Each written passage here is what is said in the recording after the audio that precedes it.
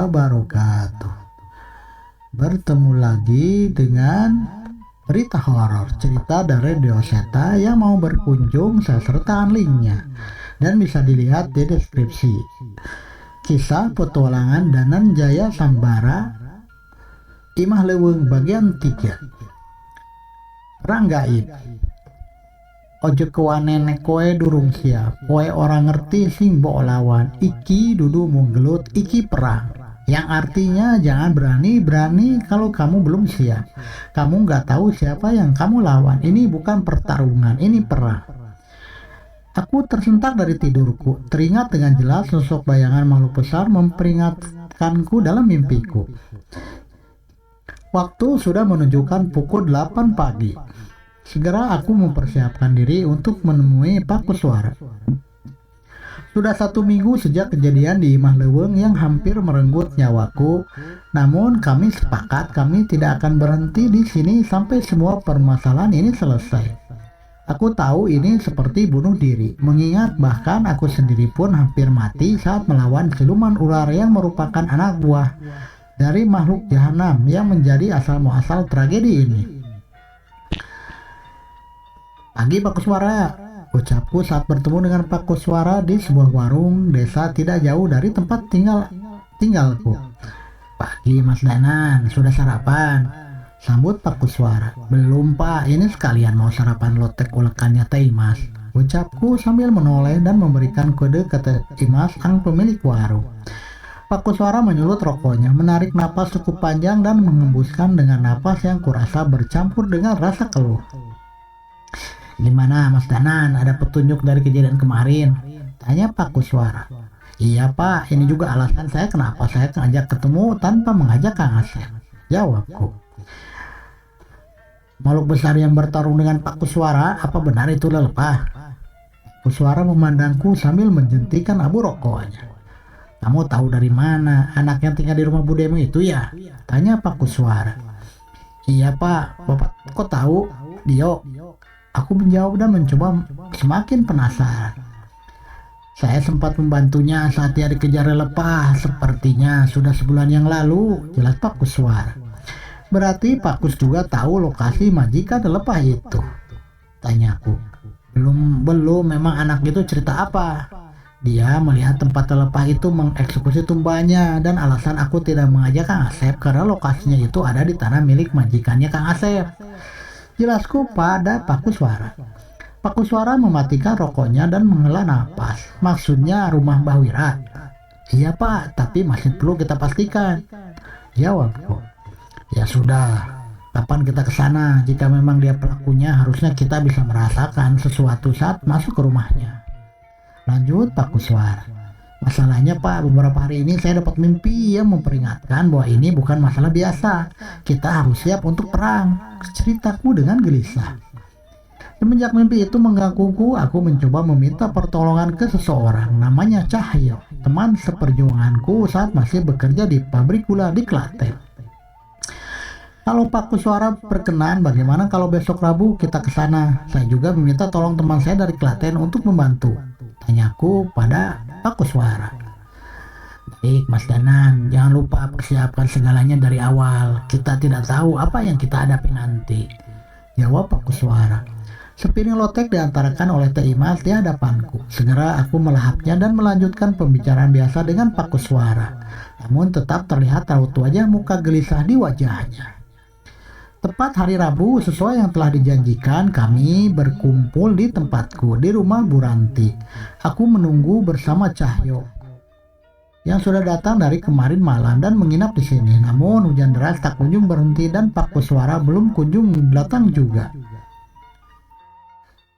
Dio, kamu benar lihat makhluk di tanahnya Mbah Wira kan? Tanya Cahyo ke Dio. Benar Mas, aku pertama kali melihat di sana dan dikejar sampai akhirnya Pak Kuswara nolongin Dio. Ceritanya singkat. Cerita ini bisa dilihat di berita horor dengan judul Makhluk Menyeramkan di Asrama. Hujan semakin deras, rintikan hujan menutupi pandangan keluar. Suara menggelegar bersahut-sahutan seolah petir menyambar dari dekat. Suara pintu diketuk mengganggu lamunanku. Segera aku berdiri dan menghampiri pagar rumah, berharap Pak Kuswara yang datang. Danan, tunggu! Teriak Cahyo menahanku. Aku menoleh sebelum sempat membuka pagar. Hujan semakin deras dan dentuman di atas rumah mendadak menjadi semakin keras dan bertubi-tubi. "Siapa kamu?" teriak Cahyo sambil menarik tubuhku. Sesosok bayangan muncul dari rintikan hujan yang deras. Terlihat sesosok makhluk kurus kering dengan kepala yang miring menyeringi dengan bibirnya yang robek sampai ke telinga. Suara tertawa keras muncul dari makhluk itu seolah meledek kami. Aku membacakan amalan pedang bermaksud menyerang makhluk itu. Namun sebelum selesai makhluk itu menghilang di balik derasnya rintikan hujan. Dan suara dentuman menjadi semakin keras. Cahyo berinisiatif keluar dan memeriksa kondisi di sekitar rumah kami. "Brengsek, kenapa kita bisa tidak sadar?" ucap dia dengan kesal. Aku menyusul Cahyo keluar dan melihat apa yang terjadi. "Itu Banaspati," tanyaku pada Cahyo untuk memastikan apa yang kulihat. Banaspati adalah makhluk jahat berbentuk bola api yang kerap digunakan oleh orang dengan ilmu yang sangat tinggi untuk menyerang musuhnya dengan maksud membunuh. "Siapapun yang mengirim ini pastilah orang dengan ilmu tinggi," ucap Cahyo.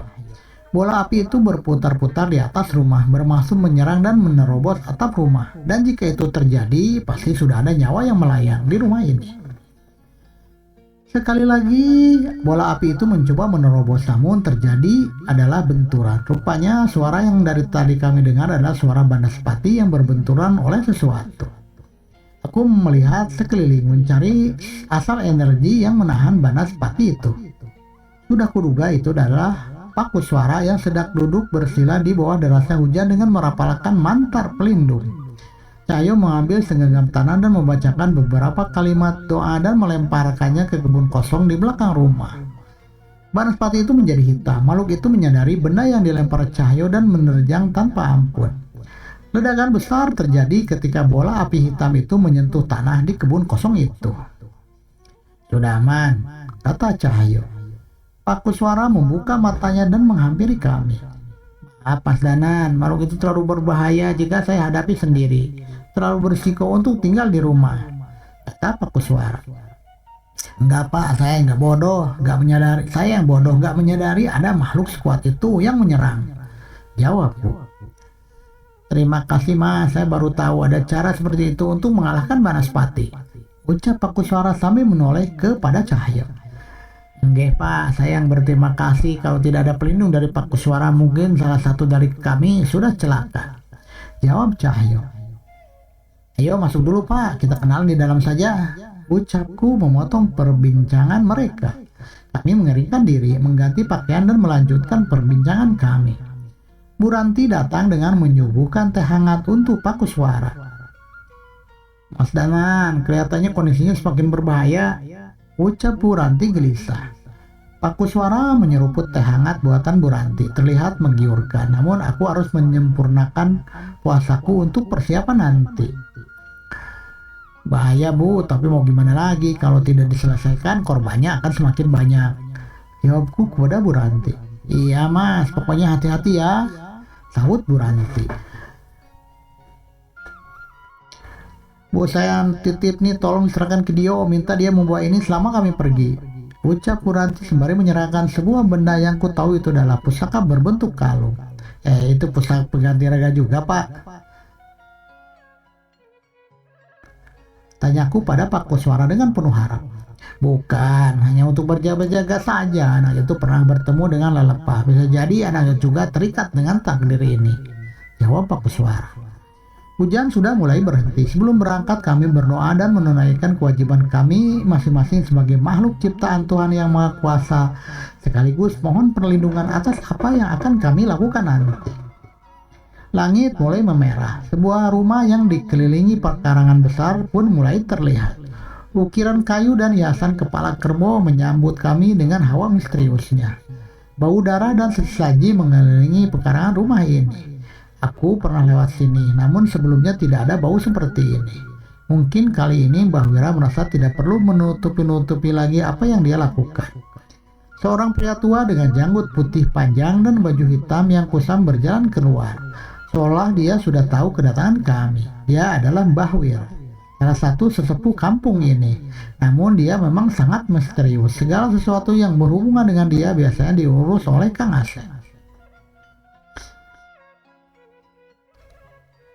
Bocah-bocah bodoh, kalian gak tahu apa yang kalian hadapi, ucap bapak tua itu. Jadi benar ini semua ulah Bahwira? Tanya Pak Kuswara dengan raut muka yang masih tenang.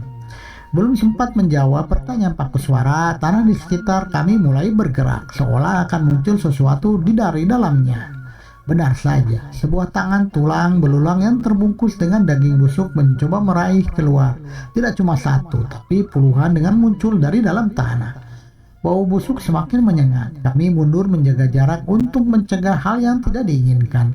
Lain dengan Pak Kuswara, beliau justru maju seolah siap menghadapi makhluk sebanyak itu. Tidak usah khawatir Mas Danan, aku sudah pernah berurusan dengan makhluk-makhluk ini sebelumnya, ucap Pak Kuswara sembari mengeluarkan pusaka mata tombak yang dulu digunakan di Mahlewon. Jelema anu geus indit ulah balik, anu geus tenang ulah ngeganggu, anu teu tenang tanpa pamales kanyeri. Mata tombak dijatuhkan ke tanah sambil berucap seperti tadi. Cahaya bersinar memenuhi pekarangan. Makhluk-makhluk itu berhenti bergerak tanpa perlawanan. Pak Kuswara menghela napas lega. Nampaknya ia berusaha menghindari pertarungan sebisa mungkin. Tak melewatkan kesempatan, Cahyo berlari ke dalam mencoba meraih Bahwira. Belum sempat menyentuhnya, sesosok makhluk raksasa melibasnya hingga terpental. Ya, itu Lelepah yang selama ini meneror kampung ini. Cahyo kembali berdiri. Ku tahu serangan itu tidak akan mengalahkannya. Dia pernah berurusan dengan makhluk seperti ini. Sementara Cahyo sibuk dengan Lelepah, aku dan Pak Kuswara menerjang ke arah Bahwira mencoba menyerang dengan maksud melumpuhkannya. Kalian tidak akan bisa membunuhku, ucap Bahwira. Kami terpental tanpa menyadari apa yang membuat kami terpental. Energi yang besar muncul dari dalam tanah dan membentuk sebuah bola api persis seperti yang menyerang rumah tadi. Tak menyerah, kami maju lagi dan menyerang. Pertempuran sengit terjadi di antara kami bertiga. Tak satu pun dari kami bisa menyentuh Bahwira sampai akhirnya sapuan dengan raksasa dari Lelepah membuat Pak Kuswara tersungkur. Darah mengalir dari kepala Pak Kuswara. Cahyo merapalkan mantra pelindung dan segera menghampiri Pak Kuswara. Aku panik tanpa kesadaran penuh. Aku menarik keris dari sukmaku dan melepaskannya ke arah Bahwira. Tidak ada yang menahan hunjaman keris itu hingga masuk ke jantung Bahwira. Seketika ia tersungkur dan darah segar mengalir dari jantungnya. Aku membunuhnya, pikirku. Belum sempat menghilang kepanikanku, pukulan keras dari Lelepah melemparkan tubuhku. Untung saja mantra pelindung dari Cahyo mengurangi rasa sakitku yang ditimbulkannya. Kembali aku menoleh ke arah Bahwira. Namun apa yang terjadi? Tubuhnya hilang. Yang tersisa adalah dua makhluk jahanam yang mencoba menyerangku lagi. Kali ini Cahyo tidak diam. Dia menahan kedua makhluk itu sendirian. Tenangkan dirimu Mas Danan, ucap Pak Kuswara sambil mencoba kembali berdiri. Lihat ke depanmu, ucap Pak Kuswara lagi. Dari kegelapan di dalam rumah muncul seseorang dengan janggut putih panjang dan baju hitam yang tidak asing. Itu Bahwira. Dia kembali tanpa luka sedikit pun. Kerisku pun tergeletak begitu saja. Jangankan membunuhku, menghadapi makhluk penjagaku saja kalian tak mampu, ucap Bahwira dengan sombong. Baik kalau itu mau, balas Cahyo sambil melepas ikatan sarung dari pinggangnya. Iya, sarung. Sarung itu adalah senjata andalan Cahyo yang selalu ikut kemana saja ia pergi. Cahyo menggila seperti kera, menaiki tubuh Lelepah, menutup kepalanya dengan sarung dan menghantam kepalanya dengan tangan kosong. Lelepah itu meraung kesakitan, membenturkan kepalanya ke pohon untuk menjatuhkan Cahyo. Aku menarik kerisku, merapalkan ajian lebur seketi. Sebuah serangan jarak jauh untuk menyerang inti dari Banaspati. Tak terima dengan seranganku, bola api itu kembali menghitam dan menerjang ke arahku. Tentunya aku sudah bersiap. Namun sebelum makhluk itu mengenaiku, sekali lagi Pak Kuswara melemparkan mata tombak ke Banaspati hingga bola api itu pecah tak berbentuk. Aku menoleh ke arah Cahyo. Dia semakin mengkilat. Mata dari raksasa itu dipaksa keluar dengan kedua tangannya. Taring dari makhluk itu mencoba melumat manusia yang sedang menyerangnya. Namun kedua tangan Cahyo menahannya dan merobek rahang lelepah itu. "Mas Cahyo, jantungnya!" teriak Pakuswara. Sadar dengan petunjuk dari Pakuswara, Cahyo membacakan ajian pada tangannya dan seolah tangan kanannya berubah seperti lengan kera raksasa dengan cakar yang tajam.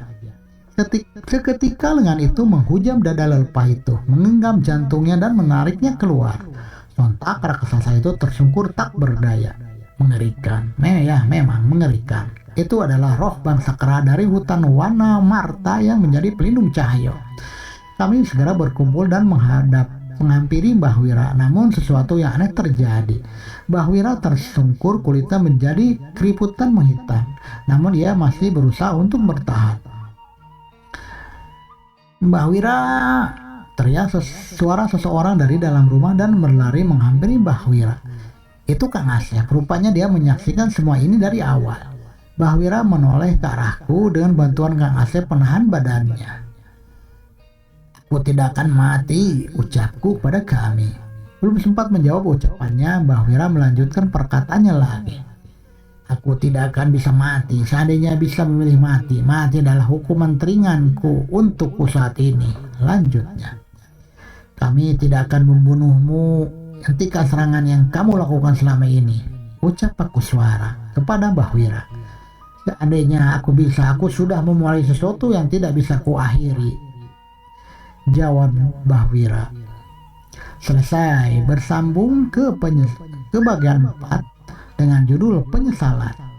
Terus ikuti channel Berita Horor. Jangan lupa subscribe, share, komen, dan nyalakan tanda loncengnya supaya tidak ketinggalan cerita-cerita dari Berita Horor. Sehat selalu dan berkah. Wassalamualaikum warahmatullahi wabarakatuh.